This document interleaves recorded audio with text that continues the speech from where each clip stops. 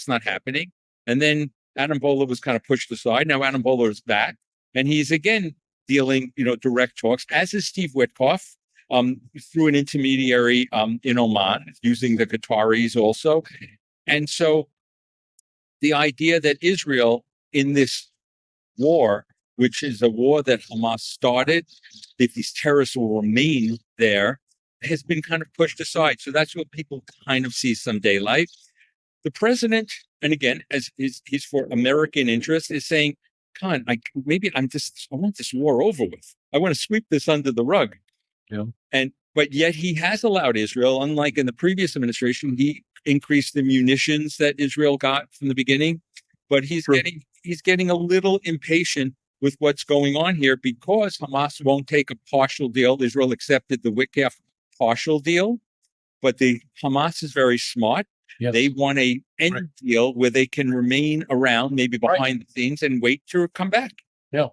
This part of the world, it's about strategic patience. They got it, our adversaries, we don't. And so that was it. And then we'll get to the last one of daylight, is basically the negotiations on Iran. Right. And, Israel's not a direct party or an indirect party here, although there's supposedly communication.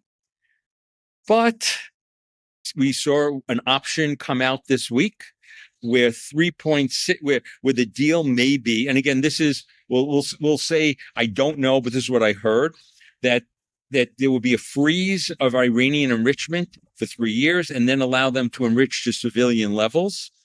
Now, remember, giving the world's leading state sponsor of terror the right to enrich, which is what the Obama administration did, was insane, and also got nothing for it. Yep.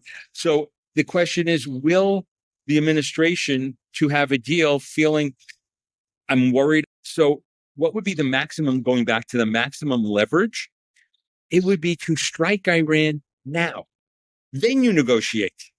That's when you get them to dismantle their nuclear. That's when you get them to stop the other pathway through plutonium. That's when you get some control on ballistic missiles. That's when you're able to ask or demand better that they don't support their proxies again with any sanctions relief. If the Iranians turn this down, then, maybe we can end in a regional war. And that's the last thing I want. I want to be known as a anti-war, pro-peace president who gets a Nobel Prize at the end of this. So the Iranians are great master negotiators. They're playing us. We saw it, having them ran around John Kerry and Wendy Sherman and, and President Obama in those days, because they was desperate for a deal. But what I would tell my government, what I would like to tell President Trump is, you have leverage and you're acting kind of like you don't. What's your leverage? Israel sustained the 2 largest ballistic / cruise missile attacks, UAVs, and survived. And with great American help, including ally help, even Gulf help. Yes. And then Israel in October was able to destroy the defense system that could knock Israeli planes down. The Iranians are acting strong, but I think they're really vulnerable. Right. And if the president really wasn't sure that was good enough and makes them scared enough, besides sanctions, trying to put their currency, the rial, down the drain, which would hopefully bring up the Iranian people against them. By the way, that is the ultimate way to make the world better, is to get rid of the Iranian regime. And I'll just digress there for a second. Yeah. I tell the administration, I tell anybody who listens to me, I want you to be pro-Iranian. That's pro-Iranian. Yes. And that means because they are going to be with us exponentially more than this regime. Absolutely. Yeah. And this regime is about, what do they chant? Death to America. Right. Putting the death to Israel aside, death to America is front and center. Yes. So that's one of the things that we should be doing here. So what would be the maximum, going back to the maximum leverage? It would be to strike Iran now. Then you negotiate. That's when you get them to dismantle their nuclear. That's when you get them to stop the other pathway through plutonium. That's when you get some control on ballistic missiles. That's when you're able to ask or demand better that they don't support their proxies again with any sanctions relief. None of that, by the way, ballistic missiles, sanctions relief, human rights, or whatever, or these other things are part of any of the negotiations now. And I faulted the Obama administration for that. What Secretary of State Rubio, who's secondarily doing this, Witkoff is doing primary, has already said this is only about nuclear. I think that's a mistake. Well, as you and I speak, we're very much aware of an article that has been splashing all over the headlines here and even elsewhere throughout the world, put out by CNN, that Israel is on the verge of an attack against Iran's nuclear program. Do you see it as imminent as it is made to sound? No, I think Israel has been preparing for a nuclear strike for many, many, many years. Yeah. Okay. So we've heard this. When I came here in 2012, toward the end of the year, everyone thought that we were about to attack Iran then, and all throughout the years, this has cropped up. And so, for me at least, to hear this now is a bit like, okay, I've heard this before. Is it really as imminent as they're making it sound? It's a bit hard to believe that it is. Are the Israelis preparing to strike? Absolutely. Yeah. No doubt. Are they capable of striking? Yes. Are they capable of striking as well as my country? No. Okay. That I feel confident of telling you. All right. Right. Now, think about this. If, let's just say the Israelis really feel they can make a huge difference in attacking, and even without America, would Prime Minister Netanyahu convince his security cabinet to attack while President Trump is negotiating? Or if President Trump negotiates, and let's just say it's a bad nuclear deal, JCPOA 2.0, right? Would the Israelis attack something that was going to be considered a great achievement? The president is not going to be happy. No. There's going to be some type of retaliation. So what are the Iranians doing? They are going to drag out negotiations as long as possible, because the longer they draw them out, they believe Israel will not strike, because Israel worries about antagonizing the president in not giving diplomacy its full course. Now, there is a countdown going on here, because in October 2025, it's 10 years after the JCPOA, the snapback sanctions, or the international sanctions, if you will, cannot be called again. They're gone.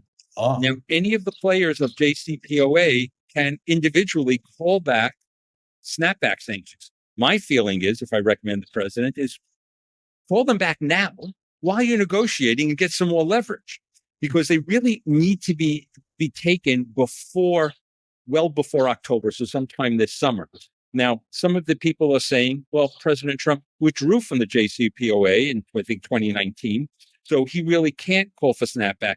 But technically, he should do it now. Again, everything's about leverage. He's a brilliant real estate negotiator, but he's dealing with jihadists. And the only thing that they will respect or react upon is fear of losing power and credible military threats. They don't believe right now the president is there yet.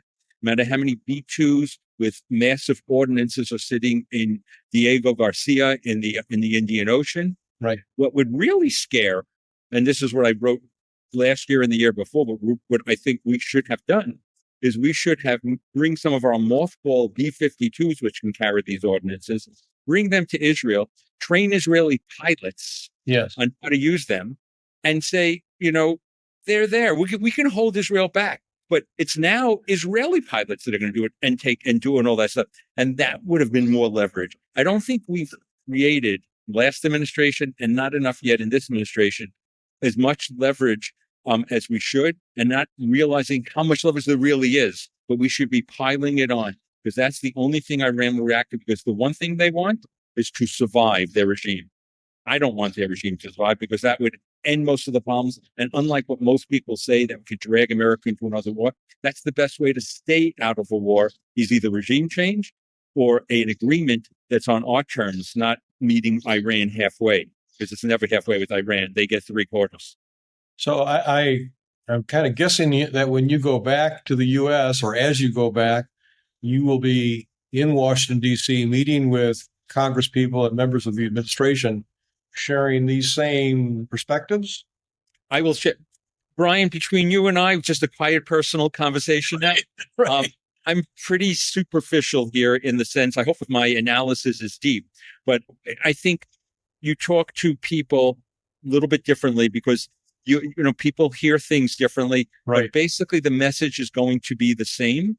I'm going to be speaking to somebody close to the administration later this evening, and we'll see if they listen. I don't know, but I'm not going to stop trying because I believe as an American national security interests are advanced when they are coincident with Israel's. And I believe they are coincident with Israel's now 95% of the time. And that's why we don't even have the perception of daylight. And so I think that it's really important to handle the situation because that perception is out there. It's exacerbated by some people who are anti-Israel to show this daylight between whether it's a foreign power or somebody in the United States that's anti-Israel. And that perception's there. You brought it up. We're talking about it. So I think the president and Steve Witkoff and Rubio, they should make sure that that's closed. I'm disappointed in that sense that Vice President Vance did not come scheduled for logistical reasons. I think it would have been a good message that if he came here. Well, thank you, Eric. This is very, very helpful. And I know that your perspective will be evolving as the events continue to change. How can we keep up with what you're saying, what you're writing, what you're doing? First of all, I want to thank you for having me. And I'm always there for you. Yes, tomorrow, if we did this interview, it's going to be different because there'll be new information. Right. Still core interests here that I think that are there. So if people would like to follow me on Instagram, I would ask them to go at Dr. Eric Mandel, like Dr. DRERIC MANDEL. I would also ask them to go onto my website called mepinanalysis.org. Right. That's MEPINANALYSIS.org. And please reach out to me. I do want to hear from your viewers to their thoughts. And when people write to me, I really try to write back. Yeah, you're good about that. You're very good. So thank you, Eric, very, very much. You're about to go back to the U.S. Thank you for doing this before you leave. Have a safe trip, and we'll be in touch. Be in touch. And thank you again for everything you do. Thank you, Eric. What an interesting and helpful conversation. If you would like to see Dr. Mandel in other interviews and read articles he publishes, you can find them all at his website, mepinanalysis.org. While there, be sure to sign up for his newsletter. As a people who pray for Israel, for the shalom of Jerusalem, Eric's publications are a wonderful arsenal of information so that indeed we can be well armed in our intercessions on Israel's behalf. Reporting from Israel for endtimes.com, and until next time, this is Brian Schrauger.